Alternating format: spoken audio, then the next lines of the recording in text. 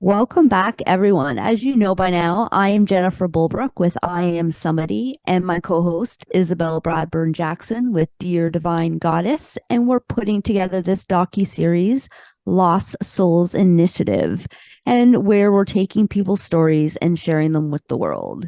And today, please welcome our guest, Jennifer from the Hub. I guess you're the founder of the Hub, if I recall correctly, Isabel told me. Yeah. Okay. Welcome. It's nice to meet you. This is my first time meeting you, and to be quite honest, I'm not even a whole sure what about the Hub is. So I'm going to be learning just as much as the listeners and viewers are. So please introduce yourself. Sure. My name is Jennifer Bonner, and I am the co-founder and executive director of an organization called the Hamilton Hub.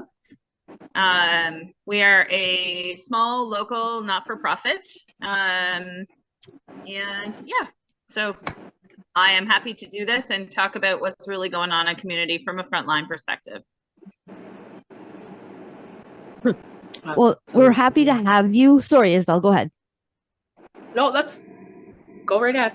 I was just going to ask if you can tell us a little bit what the Hub actually is. Is it like a resource for people? What is it actually? Yeah, so the Hub initially started out, so we were actually driven, like COVID kind of dropped us, a nice little present in March of 2020 when the stay-at-home orders came in place. And can I swear on this thing? Yeah, absolutely. We swear. Back in the day when we couldn't even get into a goddamn Tim Hortons and get our coffee in the morning, you can imagine how difficult it was for someone who was living unhoused to even wash their hands and to make access to a bathroom. And so there was a whole bunch of doctors who deemed it really like a health crisis out in community for folks that were living unhoused. And so they started up these things called rest and hygiene centers. And there was 3 of us in the city. And the rest and hygiene centers operated throughout the day at various hours. And our team, myself as a volunteer and a whole bunch of volunteer medical students and social service providers took over the 5 to 9 drop-in rest and hygiene center, which was located at Main and McNabb. We were just in a church basement. And, our job was to just let people in, use the bathroom, get a coffee, that sort of thing. So really basic needs, just allowing people to, bird bath in the bathroom if that's what they needed to do to clean themselves up, that sort of thing. So then in December of 2020, the city was like, oh, COVID's going away. We're going to pull all this funding. There's no need for these rest and hygiene centers anymore. And what actually happened was we argued that point. We had been sitting with folks in our space 4 hours a night, having actual conversation and getting to know what was really going on with folks. And we were seeing all these gaps in the social safety net that weren't being covered despite COVID. So there was a lot of things that people were struggling with and making access to resources and being connected with resources and restrictions and all of the things that were in place for folks. And those were real challenges. And so we kind of took a risk and we just we talked to some local providers, and we were really lucky that our friends here at Philpott Church had an empty building that wasn't being used. And they said, sure, come on over here, use this building. And so we rebranded to the Hub and started our own services. And since then, we have expanded to have we still do our 5 to 9 drop-in. That's our grassroots program where folks who are unhoused in community, even those in community who are maybe housed but experiencing food insecurity, they get to come in here every single night between 5 and 9 and get a hot meal, pick up, clothing, things like that. Real just basic needs, access to resources in a place where there's no stigmatization around drug use, around all of those things. Are pretty super low barrier. So a lot of the times we'll even have people in here who maybe are in psychosis and would have been restricted from other places. But at the end of the day, they still need to eat and drink, man. So figure it out, right? You just got to manage some of the behaviors in the space and do the best you can to make sure that people have what they need. So we still do the 5 to 9. We've also expanded to have a full medical clinic on site. So 5 days a week, we have doctors or nurses in our space from 1 to 4. And again, low barrier access to medications. If you are looking for substance use support, there's doctors here who can do prescriptions for you and help you out with that. And then also wound care, which is a big one for folks living unhoused. And then STI testing, rapid HIV, Hep C, which we know is, part of like a harm reduction approach, and even clean supplies, right? Sometimes, reducing and looking at it from a harm reduction lens is really, really important. Stigmatizing people and working from an abstinence-based lens isn't working, or we wouldn't fucking be here in the first place, man. But that's just that is the issue right now, is that everybody has these kind of buzzwords about harm reduction, trauma informed, all this sort of stuff. But really, what the hell are we doing? We're presenting charitable models in community, and those don't work for everybody. And that is a problem. Charitable organizations and Christian-based models are actually what run social services in Hamilton. And that can be stigmatizing for people, and we don't think about things outside the box. So we have the clinic, we have our 5 to 9 drop-in, and we, in the last year and a half, have actually launched our high-risk youth management program. So those are really super high-risk kids, those in the guns and gang space, those who have frequent or chronic offenders, folks with serious substance use, kids that aren't being touched at other services, and understanding that youth for us is 17 to 25-year-olds. So most services for youth in Hamilton end at 21. But y'all know, like, if a kid's smoking weed since he was 12 years old, his brain isn't developed. And you have boys, I have boys. We know at 18 years old, they can't make critical decisions, right? But yet we have institutions that tell them that they should be able to do that. And so, we kick these kids out of youth programs and we send them into adult systems of both justice and social services, and they can't navigate the system in the way that they need to. So just some service navigation around that. We do a lot of justice support, working with folks inside and outside the jails, and understanding that, for everyone who lives in these communities, there's a good portion of them who, social workers are the worst people in their lives, right? They took them away from their families in CAS when they were young. They wrote them up, they maybe put them in jail. They had some mandated court requirements. They did all of those things. And so you kind of had to be different, right? You had to be yourself and be authentic, and you couldn't be those mandated reporters that we all know exist out here as social service providers. So we've made a conscious decision here that if you work in our space, and if you that we don't want you to be a mandated reporter, because you're going to hear some things and you need to build trust with folks in community. Don't get me wrong, like, if there is serious community harm, there is some discussions that have to happen, but we're very transparent about that with our clients. But honestly, the kid stole the wallet. It's not my fucking problem, man. It's like, go deal with, that. But, so there's some real issues in community, but you need to build trust on the ground. You need to build boots on the ground. And so while everybody else was closed for 2 years, we were hitting the streets and we were talking to these youth. We were in parks and street corners, and, anywhere you would see boys posted up, we were standing out there. As you go to E Block, you go to all those places. That was us, man. We were out there at 2 and 3 in the morning, saying hello to folks. And at first they thought, who the fuck are these white women coming in here? Like, who are these girls? Like, what is wrong? Right? So there was like a whole lot of testing that happened in that process. But being able to stand in those spaces and have people do business around you, or have people make phone calls, and like, those are all tests, right? And you got to know where to stand your ground and when not to stand your ground in those spaces. And we did, I think, a pretty good job, because it ended up being that, some of those elders, those leaders would be like, okay, in their lives, there always had to be a motive, right? There is always a motive. And we really didn't have a motive. Sometimes we would show up, we'd drop off pizza and we'd leave. And they're like, what the fuck just happened, right? Next time we'd show up and we would drop off cold drinks and then leave. This is 2 and 3 in the morning in the local parks and hangout areas. And so people just ended up being curious about who we are and what the hell we were doing. So instead of just dropping pizzas, it turned out to be invited on those benches, sitting next to them, eating a slice of pizza and talking to each other as people. without any stigma attached to that, without them knowing that, you know, the phone stayed in our pockets, man. Like, we never picked up our phone. There was no fear that we were going to report or call or do anything. And just getting to know each other. And then the trust was developed along the food chain. So what happened was some of the younger kids were able to get a one-on-one with us or go for a ride with us. And there was some trust in that. And then, of course, you know, I have some lived experience with folks out here. And so there was some credibility to be added with that as well.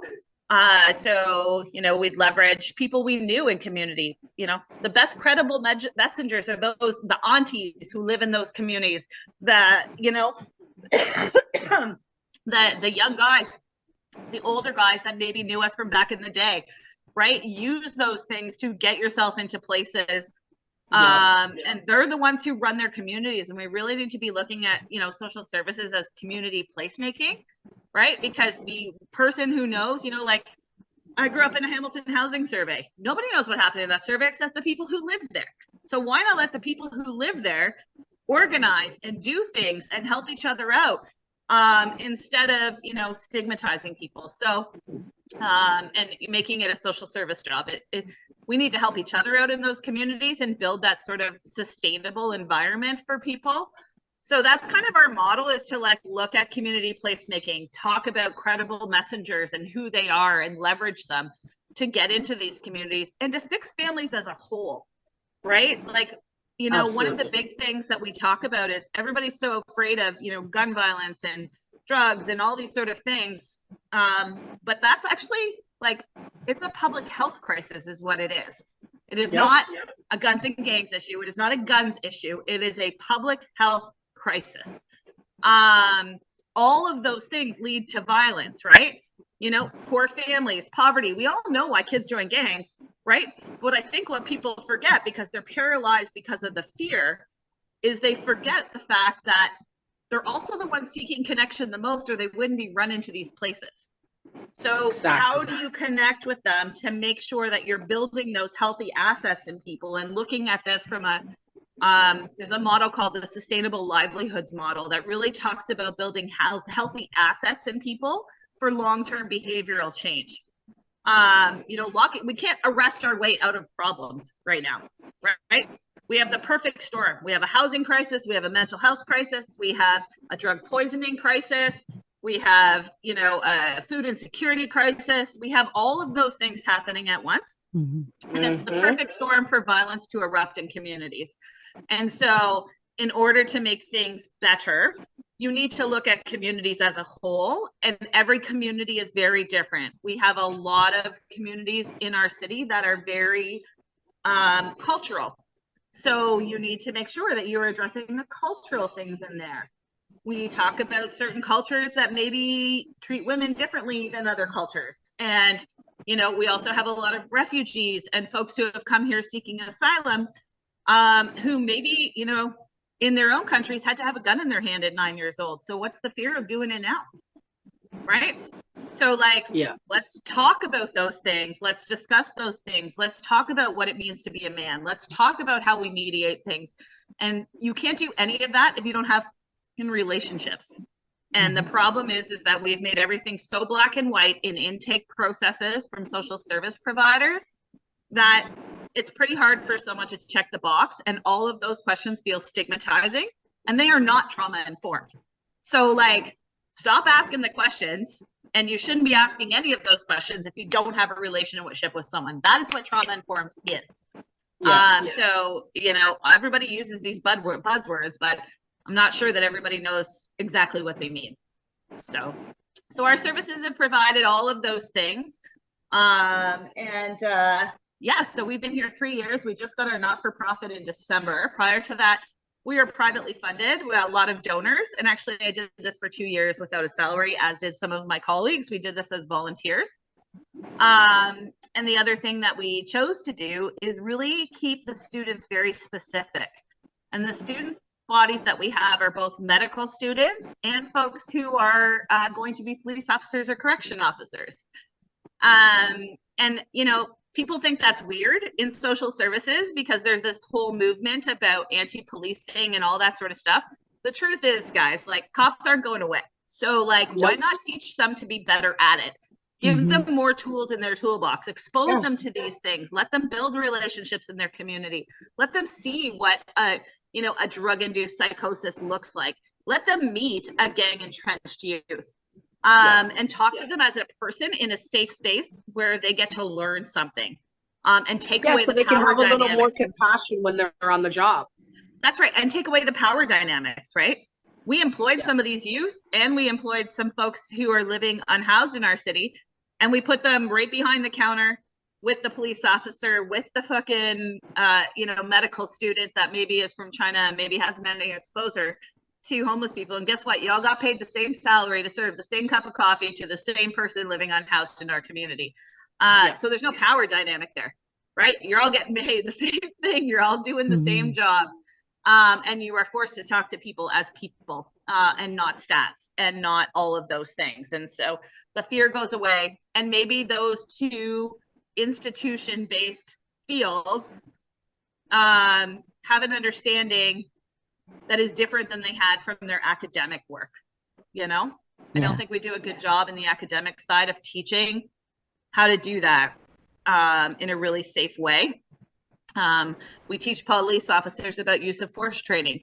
We teach them some de-escalation skills, but we don't teach them how to use the discretion that they have, and when that discretion is important and when it's not important, and what could happen if you have a relationship with someone. There is no question that social service providers in Hamilton, every single space, there is guns in our spaces, there is drugs in our spaces, there is knives in our spaces.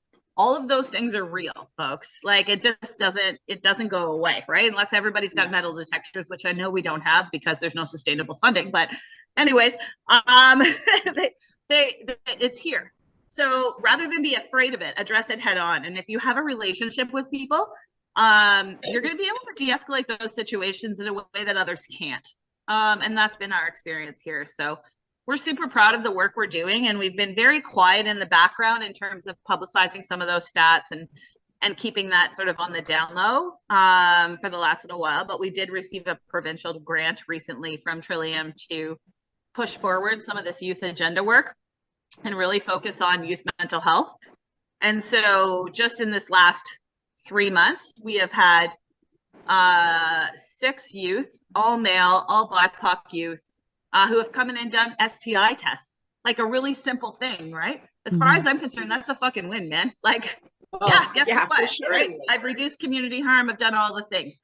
And they felt safe to do that. We have 4 of them going through actual mental health assessments right now to find out what's really going on, right? And we accompany them to those appointments, so it's not scary. We walk them through the process. We make sure that the representation in the room for them from a psychiatry or a therapist perspective looks like them, sounds like them, is able to understand their culture and who they are. And so I think that's been a big part of it. And for us, I mean, me and Liz are just 2 white women, right? Like, and, privileged at that, essentially. So we recognize that, we know that. And so we know we have to incorporate all of those voices, and we use these kids to do it, man. They're the leaders, they're the speakers. Anybody who's out here doing anything is an entrepreneur. So give them a chance to develop what that looks like in a safe way. So that's kind of the goal of the hub, and the mental health and addictions piece is a big part of that, both for our unhoused community and for our youth. That's amazing. Like, all of that is just, and I didn't even know you existed, to be honest. And so it's just amazing that that's all of the work that is being done. And this is like one of the reasons why I wanted to do this docu-series, to get these resources out there to people, and so that people can know about them and can utilize them. I think, it's like what Isabel and I were talking about before, is, the government, and that, like, it's the wrong people trying to fix these situations. We need to talk to the people who are dealing with the situations, who are in the situations, who are experiencing it. And I think that's what you're all about. And I really think that's just amazing. And just really putting the healthcare workers and the police involved as if like they're all equal, right? They're all somebody. It doesn't matter what. and really being able to do that. So I just, yeah, like I think it's absolutely amazing everything you do. And I think that going through and volunteering at the hub should be mandatory for police officers so that they can relate to Well, people on a more better, you have a better relationship, so that we're not seeing these shootings and these all these things happening, and we can really reduce those. well, I can tell you that the Mohawk College team has been really supportive of that.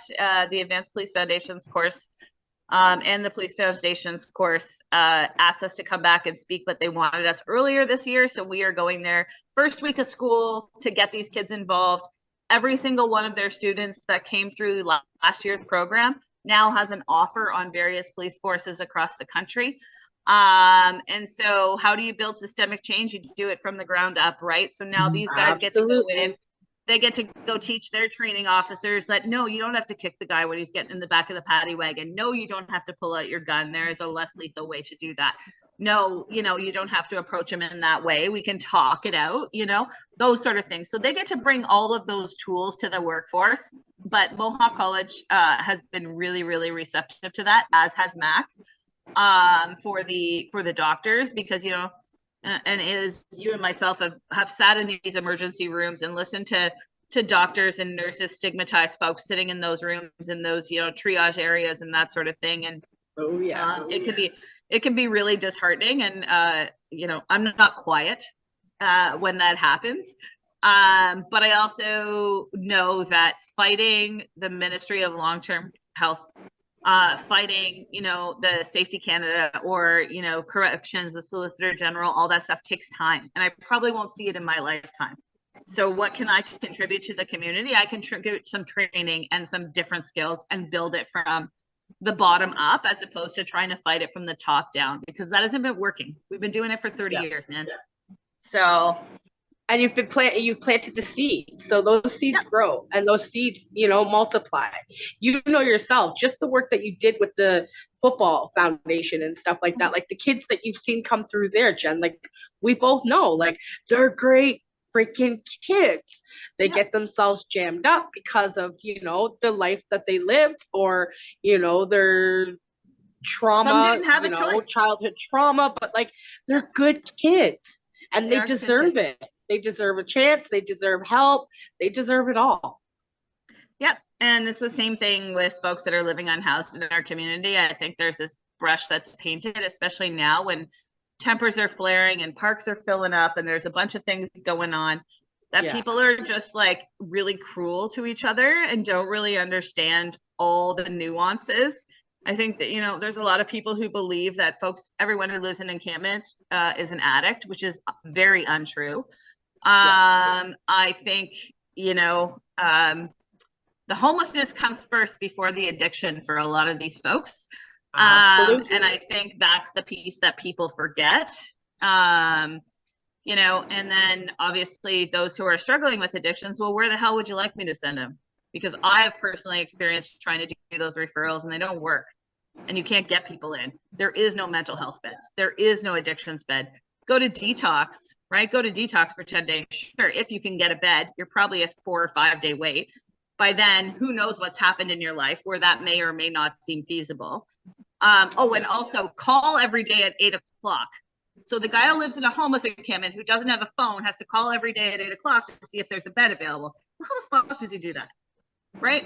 It doesn't happen in that way. And then also you go to detox, you can't even have a smoke. You're taking everything else away from them. You can't have a smoke. Yeah. Right? So, if you're losing your freaking mind, what's the first thing you want to do? For me, it's go have a smoke and a coffee. Well, you can't do that thing. So how do you keep people there? What do you do? So there has been some significant work happening in the background with various groups to talk about what those best practices need to look like in order to support people and keep them through the system. So we are working very hard, and there seems to be some buy-in from council and local organizations to sort of reframe some of that. I think harm reduction has become a little bit of a push at the moment because the drug poisoning crisis is so ridiculous. Yeah. But we also can't force organizations like, say, the Salvation Army to do something that's against their ethical policies because they are a Christian-based organization who believes in abstinence and that God is going to save them. So how do I tell them to hand out harm reduction supplies? Right? You actually can't do that legally. Their funders won't accept it. There's a whole bunch of rules around that. But what the city can do is, create policies around, okay, if you can't do it, where can they go? What does that look like? What are the best policies for that? So we had this whole conversation, and there is some documentation floating around. There's a lot of working groups in trying to make that happen. Truth of the matter is, I don't know if it's going to, but we're pushing and we're doing the best we can. And it's not just me. I have lots of friends in community. Soapin is another one who's doing really great work. Olivia Mancini, you can follow her on Twitter or Instagram. She's really great at putting that information out. Soapin's another great organization. So these really grassroots organizations are the ones pushing this agenda, right? Because Good Shepherd Mission Services, Salvation Army, who own every shelter in our city, Indwell, the VAW shelters, all of that, they're all Christian-based models.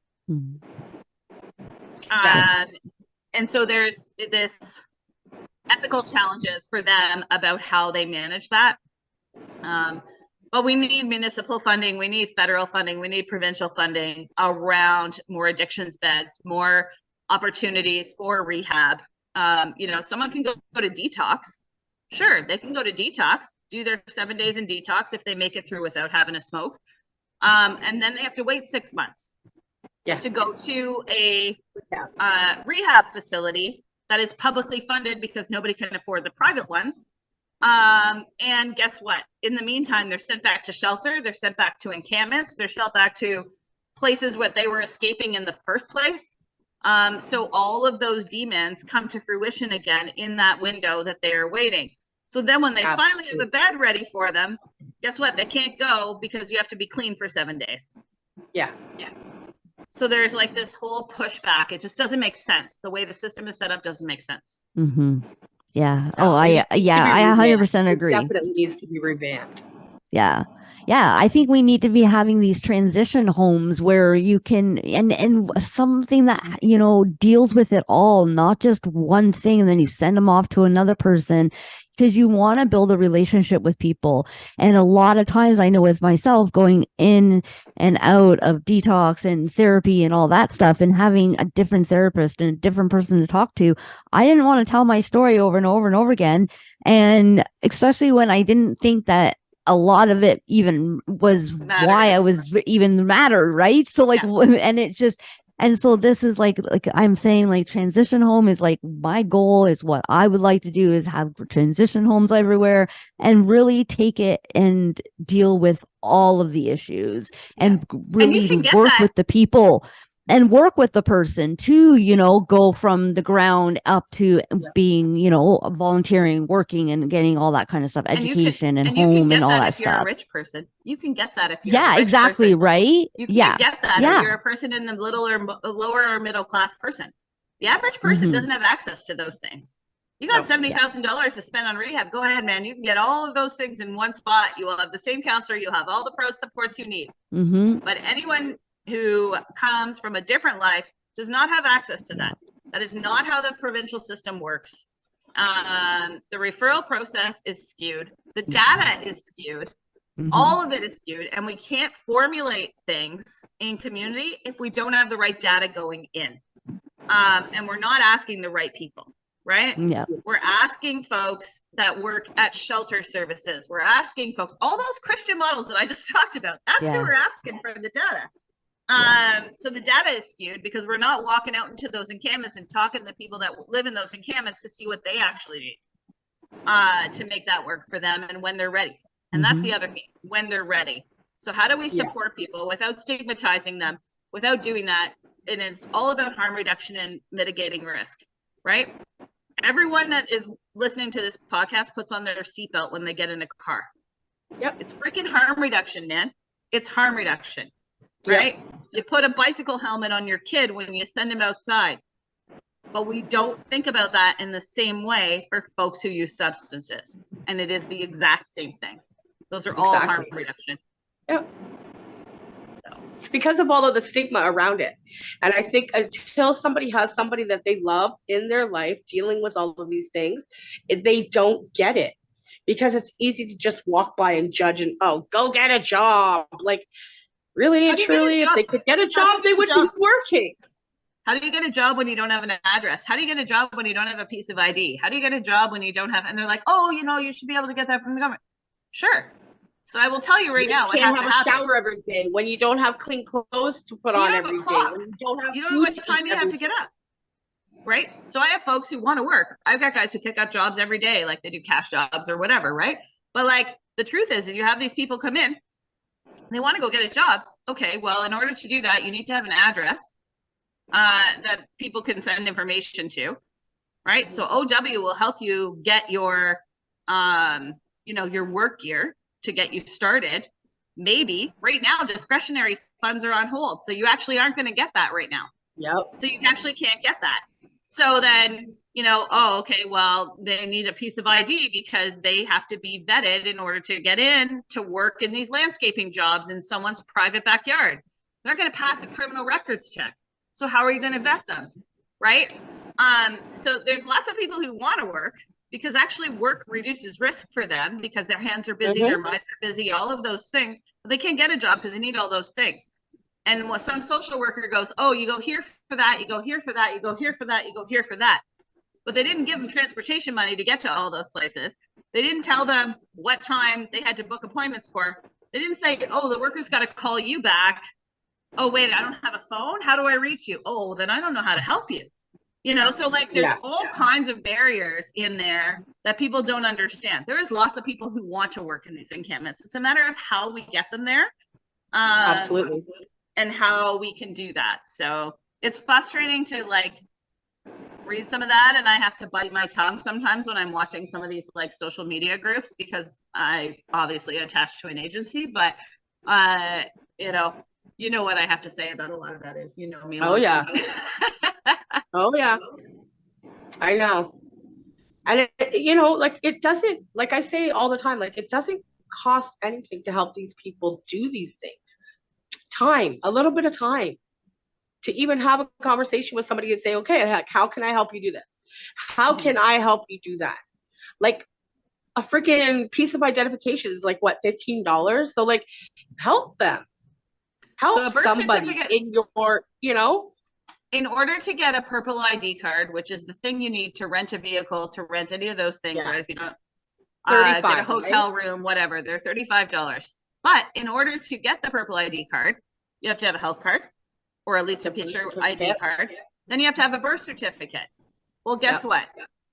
If you are a product of CAS, if you have ever been a Crown Ward, if you are disconnected from your family, you can't get it. So there's a few agencies that'll help you navigate that and try and do that for you. There's a cost for those agencies. I do it all the time.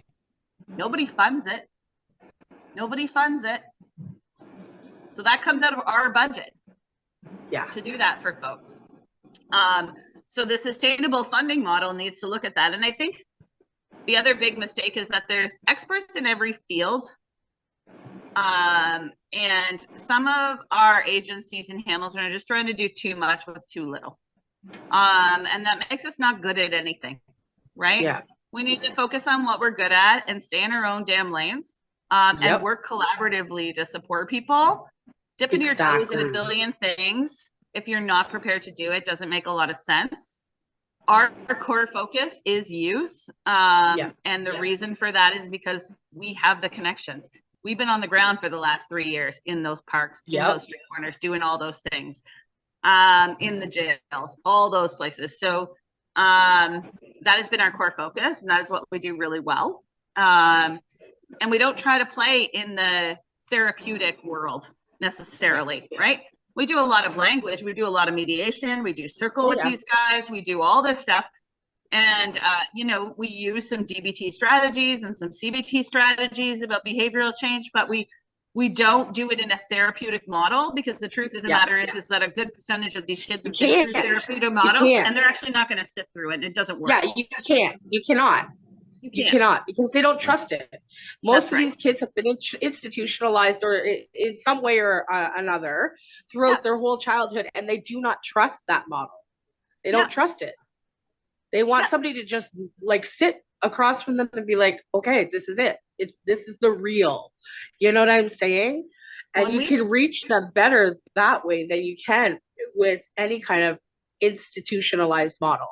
Yeah, so there's a lot of things we need to get to when we're asking youth questions in order to figure out what it is they need to create a customized plan for them, right? But there's a way to ask that. And the way that we ask that is, yo, you want to go get a Slurpee at 7-Eleven right now? Okay, cool. I'm coming to pick you up. Let's go for a drive. I could have a whole lot of conversations in a car with someone for 5 minutes. Then rather than putting them in an office with glass walls and a pen and paper and staring at a piece of paper and having them check off boxes. And so you're going to get a lot more from someone when they feel comfortable in that environment, and they feel space, and they don't feel like it's being threatened. So a lot of our assessments for some of these kids, we do that in 6 or 7 interactions out in a park somewhere, out on a street corner, whatever time of the day it is, before I could even fill out a paperwork that says, yeah, this kid is definitely in our lane. You know, or this kid needs a referral somewhere else, right? Yeah. But asking those questions and getting to those questions, man, if you're not out here and they don't know who you are, good luck. Good luck. Because the system has been so broken for them for so long, you know? And don't trust nothing or nobody. No trust whatsoever. And for some of them, they've been bred with no trust in the system, right? Mom and dad went to jail, or mom was a user, or dad was a user. And they're just built with this, you know, perception that all police officers are bad, all social service providers are bad. All of those things are going to fuck up your life. And so breaking that barrier is really, really difficult. So you just got to find connection points, man. You got to find those connection points. You got to work. Instead of focusing on what's wrong in their lives, what is working in their lives, and building off what is working in their lives. But you're not going to see change tomorrow, right? And that's the part that I think agencies are looking for stats, right? And they're not looking at people. They're looking at publicizing, oh, we housed 16 people. Oh, we did this for youth. We had 14 youth attend our programming. That's great. What'd you actually do? Because the truth of the matter is that we can talk about 1 million kids, Isabel, that you and I know that, you know, got picked up early on in their lives, did all the John Howard stuff, did all their court mandated requirements, and are right back on those street corners. And the reason for that is because we didn't actually get to the root cause. And once those mandatory court requirements were done, there was nobody addressing the other needs, and there was no referral process after that, because the justice system and the social service side don't talk to each other, because agencies all want freaking stats. So stop worrying about stats, work collaboratively about what makes sense for people, and build off of that. So sustainable funding models from both the province, the municipalities, the federal government, all need to look like collaborative opportunities instead of having all of us fight for the same money. How about we fight and put it in the places where it needs to for each individual Absolutely. Right? Where you know, if there's a $500,000 pot, it shouldn't be split up amongst the big 3 agencies. It should be, okay, here, you're going to get this money because you like logistically can manage it in your charitable profile, but you must include this agency and this agency and this agency to do this very specific work. And looking at the details of what everyone does. Nobody does what we do here with youth. No. There is a ton of models in the US. You could look at the Cure Violence model, which is the public health model that I talk about. You can look at agencies like Center for Justice Innovations or Court Innovations, ROCA. All of them basically use former gang members, messengers in community. They pay those guys to go out here and be social scientists, man. They are social scientists. They get you the data. They get you to places. You know, we're publishing a document very soon. It's called The 4 Reasons Kids Carry Guns, and the 4 levels of entrenchment. And that information is coming out soon. And that was based on a national study in the US. And guess what? I have 40 kids who have access to that on a regular basis. And I ask them the questions, where do you fit in this? Show me where you fit in this. So we didn't just make this shit up. We sat with them, we asked them the questions, and they were honest with us. And then there's data to support that all over the US, but in Canada, there is no data to support that. So We are undergoing some pretty heavy duty like data work right now with universities and with various organizations to sort of publicize some of that data that we have found over the last 3 years. So yeah, I'm so proud of everything that you do, Jen. I have no doubt that it's going to go as far as it needs to go, because I know your determination and I know your genuine love for these kids. And I can't wait to see where it is in 5 years from now. I appreciate Makes that. me proud to call you my friend. I'm not even going to lie. Like, I love the work that you do. You know what, Izzy, at the end of the day, you and I have both seen kids go through these systems out here and suffer. And as parents of, of their, they're our kids' friends. They're our neighbors, they're all those. Yep. And we try to be those messengers in our communities. But to be given the opportunity to do this now on a larger scale, like I quit a really good paying job to come here and do this, man. But guess what? I am happier every freaking day. I don't worry about it. Sometimes I don't have sleep for 3 days. Guess what? I don't give a shit. I still get to be happy when I come to work because I know the work that I'm doing matters. And me showing up at 3 a.m. fucking matters. And my team, the commitment from my team has been insane. Liz, who works with me, she came here and started this for free too. People were just willing because they were at other agencies and finding themselves barrier ridden with the amount of red tape they had to go through to support a kid. If you're registered with a college as a social worker, you can't give a kid a hug. You can't bring a kid into your office and alone, right? You can't put them in your car. You can't have a smoke with them.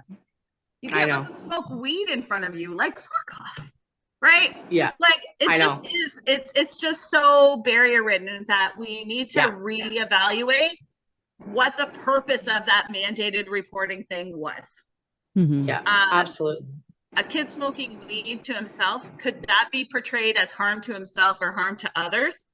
I guess that's how you portray weed. It depends. What is your version of marijuana? And so all of those pieces for me are just really, really confusing and outdated models. And the charitable model doesn't work either. Giving them everything and not expecting anything in return don't work either. We'll have a whole lot of kids. We have a whole lot of kids running around with a chip on their shoulder because the sense of entitlement is there because people have been handing them stuff all their lives. But there's a whole lot of kids who never got a handout here. So, we've got to get them to a point and just celebrating the real wins. We use words like gang exit. That's not real, man. They don't ever exit. All that shit stays in your body forever. Right? Yeah. All of those things stay in your mind forever. They stay in your heart forever. All of those things that you've had to do as part of a gang are in your body. They don't change. So there is no exit. So stop using the word, right? Because it doesn't exist. And don't create it as an expectation. The small win is the kid picked up the phone and called me today and he didn't shoot somebody. The small win is he showed up today to fill out a piece of paper to get a piece of ID. That's a win. So celebrate those little wins. Celebrate those little wins. When you celebrate the little wins, they will come to you when they are ready for the big wins. And the same thing goes with addictions. If someone came today and said, you know what? I didn't use as much as I did yesterday. Hell yeah, high five, man. I'm proud of you. Like the whole conversation, right? I didn't expect him to not use today. Yeah. Right? And maybe he goes in and has a chat with a doctor. Maybe he chooses not to go on substance use management program today, but he had a chat with a doctor. That's a big freaking win because he wouldn't have went in that office 6 months ago. Yep. The seed has been planted. So if you fix the little things, they will come to you for the big things.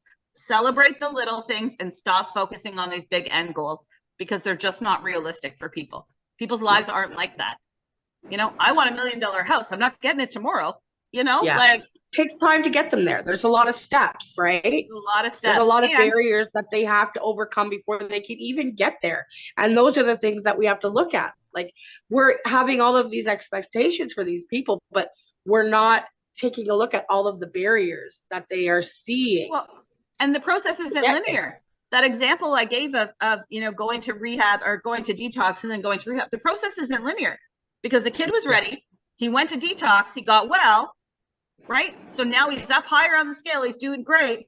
well, now we're going to send it back to shelter and it's going to go backwards, and then I have to start over again. Right. But you have to have grace for those moments with people. If you just was like, oh, you didn't meet the expectations, I'm sorry, you're discharged from our program. Like, what did that do? What did that do? And that happens realistically. Sends them spiraling right back down. And so for those who are using substances and those with mental health concerns, the process is never linear. And we as workers need to understand that that is the case. And we need to have grace for those moments when people slide backwards in their real life and there is real things going on for them. And how do you support someone when they're at the bottom? You sure as hell don't walk away, man. You know? So you got to figure out how to do it. And you can't set timelines on that because everybody's process is different.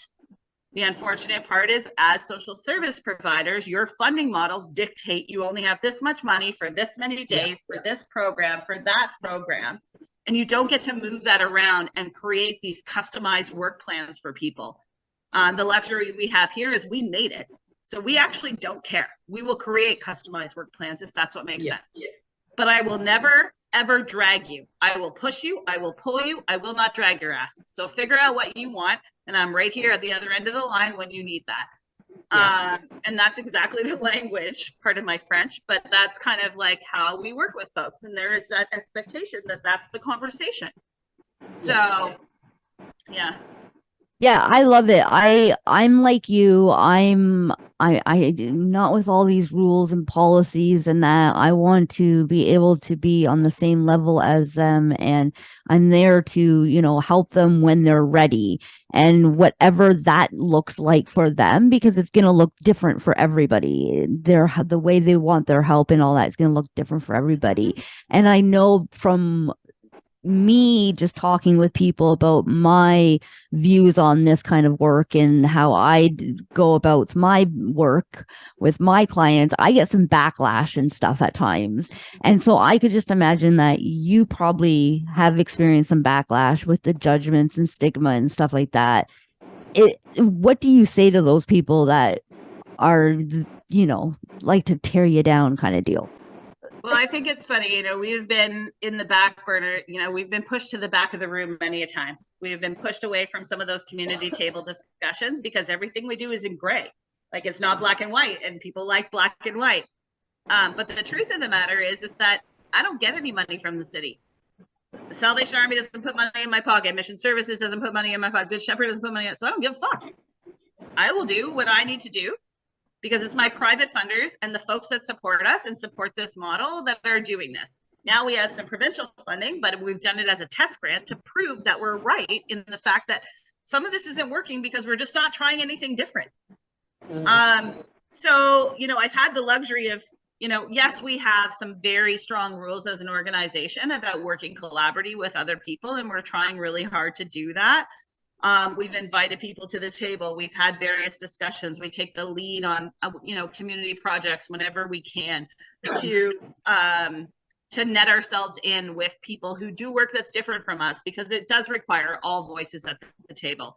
There is some really, really powerful moments of a charitable model. There's some really great things that all of those organizations I mentioned do, but that doesn't work for everyone. So finding your niche and sticking with your lane. And so I always tell people, we have something called an agency fit tool here. So when I'm evaluating a youth as to whether or not it's maybe someone who should be case managed by us, or maybe they're better served in a preventative type environment like AY or Boys and Girls Club, or, some of those organizations, then they're not mine, right? I'll support them. I'll be part of the case plan. I'll help you when they are. But they need to go over there. The kids that I need to focus on are the kids that nobody else wants to touch because everybody else is scared of them. And they're not allowed into agencies because really big agencies have really big policies, and really big red tape. And so I think for us, it's just staying in your lane and being committed to stay in your lane, and trying to involve as many people as possible. I can tell you that all of my referrals for these kids were getting denied. Every single one of them. That is why we did what we did and just created our own space. Mm-hmm. Because when we tried to do that, they were denied. They were deemed too high risk. Yeah. So the only option those kids have is jail, couch surfing, gangs. That's just how it is. Because nobody wanted to touch them with a 10-foot pole because they maybe had a fight in community, or they pulled a knife on someone, or their family's entrenched in the streets, or their family has a history of substance use, like, but you don't even know who the kid is, and you've put on paper that he can't come in your building, right? Have you ever had a conversation with him that lasted 5 minutes without being scared? And I understand fear, and it's okay that we're scared of that, but let's talk about it, because the only way to remove that is to actually have a conversation about it. Yeah. So if you follow us on Instagram, you follow us on LinkedIn, you follow us on, you're going to see a lot of information rolling out in the next couple of weeks about some work that's been really, really done in the US that very specifically narrows the type of work that we're doing, and talks about fear and talks about all of those reasons I said these kids are getting themselves looped into this. And one of two things happens. Well, I would say one of three things happens when these kids get involved in street entrenchment, no matter what level of entrenchment they're at. They can end up drug dealers. They can end up users, or they can end up dead or in jail. Those are the three options we have. And that's pretty scary. It's stark, but that's really the truth of what it is. So how do you mitigate any of those three things from happening? And so just making sure that you understand what your own individual work is as an organization, and where you are weak and where you need help, and recognizing those weaknesses in yourselves as people. There's a lot of kids where I'm like, I can't do it. It is not me. This, this needs to go somewhere else. I can't do it.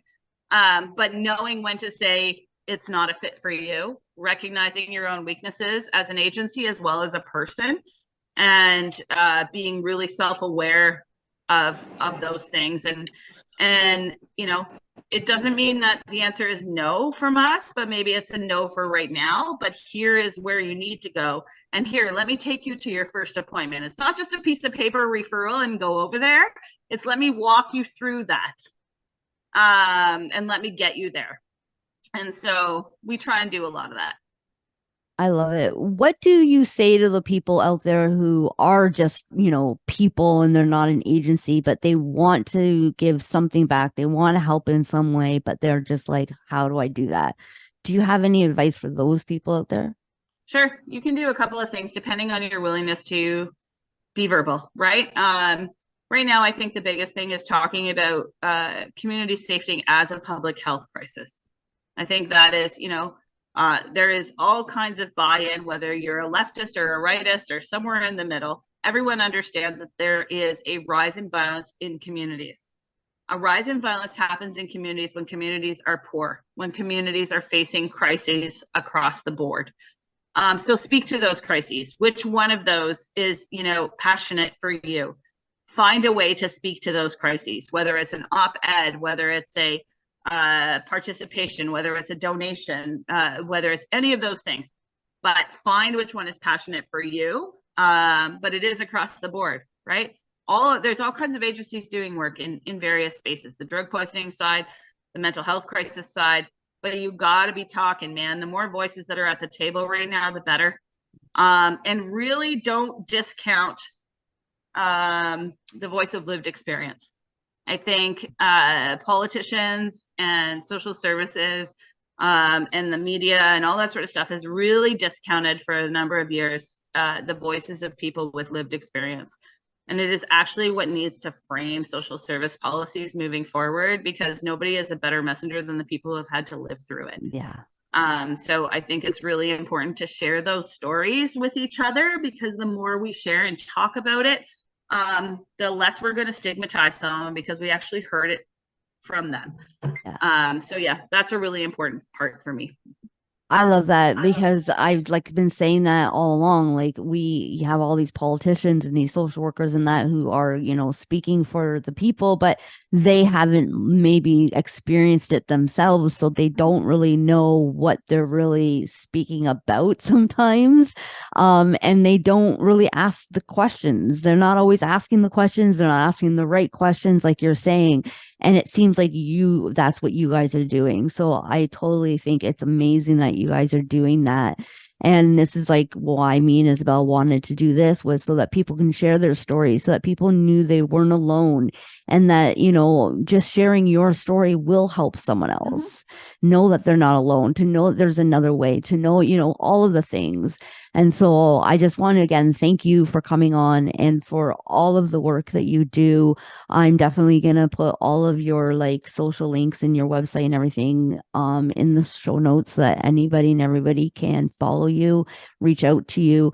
So just a quick recap. Do you have to be a certain age, homeless, anything to come and use your Yeah, so services? the 5 to 9 drop-in, like meal program or the clinic, there is no age restriction on that. Anybody can use those services. Anybody can make access to those services.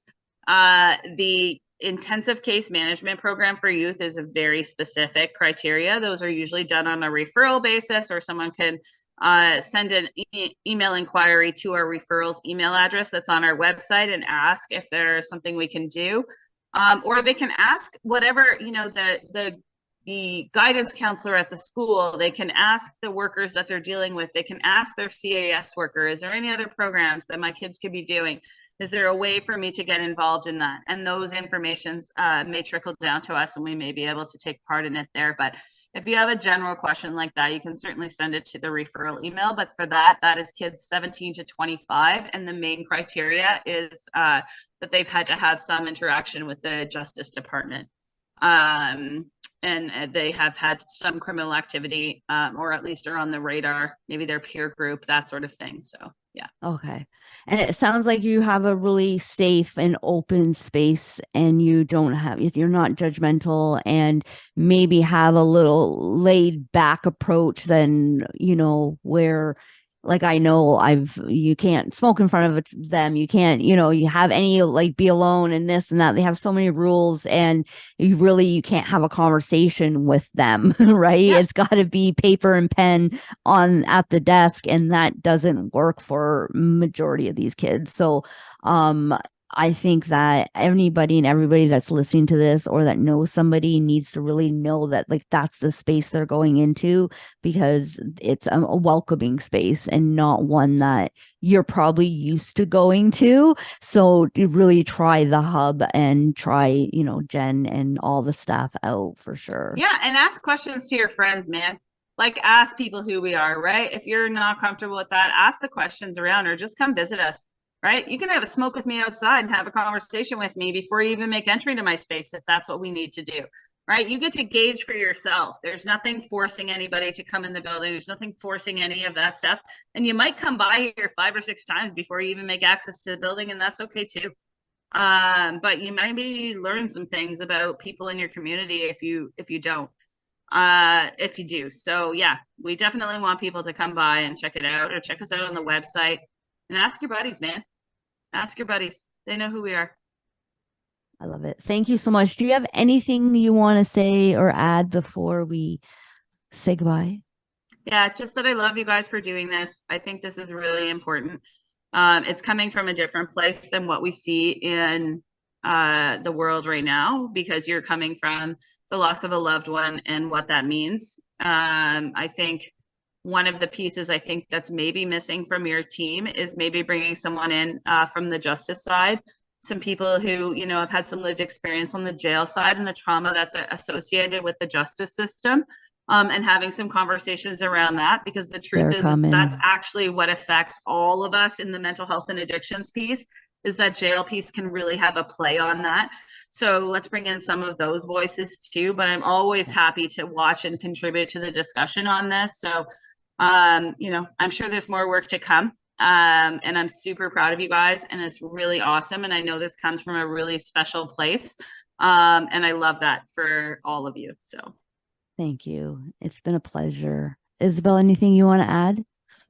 No, just that I love you, Jen. I love everything you do and the work that you do.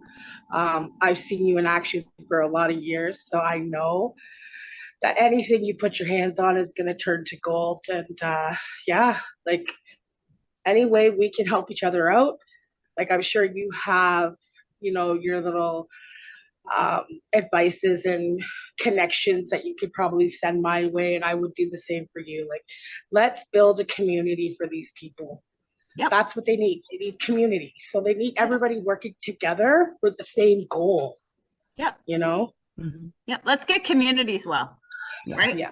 Community safety isn't about reduction of violence. Community safety is about making communities well in all the aspects. It's a very holistic approach, and we need to be looking at all of those things, including the cultural police, including what restorative actually means, including what mediation actually means in its practical environment, not in the context of the justice system, and how we use that in our own communities to build.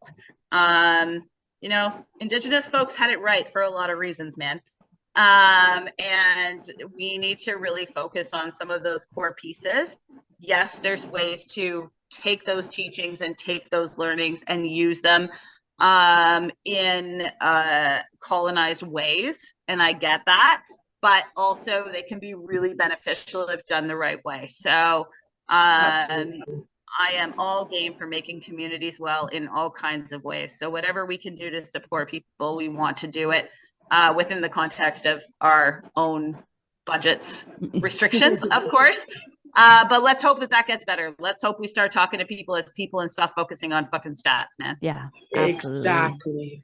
Awesome. Yep. Thank you so much, Jen. You guys have heard it here. If you guys have a story, have an idea, opinion, you remember what I say, your idea, even if it's small, somebody else might just go off of that. And yet next thing you know, your small idea is one great big, you know, result, action. So nothing is too small. Nothing is stupid. Reach out. If you have a story you want to share, come and share it. You are not alone. You will be able to help somebody, I promise you, if not just helping yourself. And so again, until next time, until next week, we will see you all then. Remember and say with me, you are somebody. Have a good one, guys.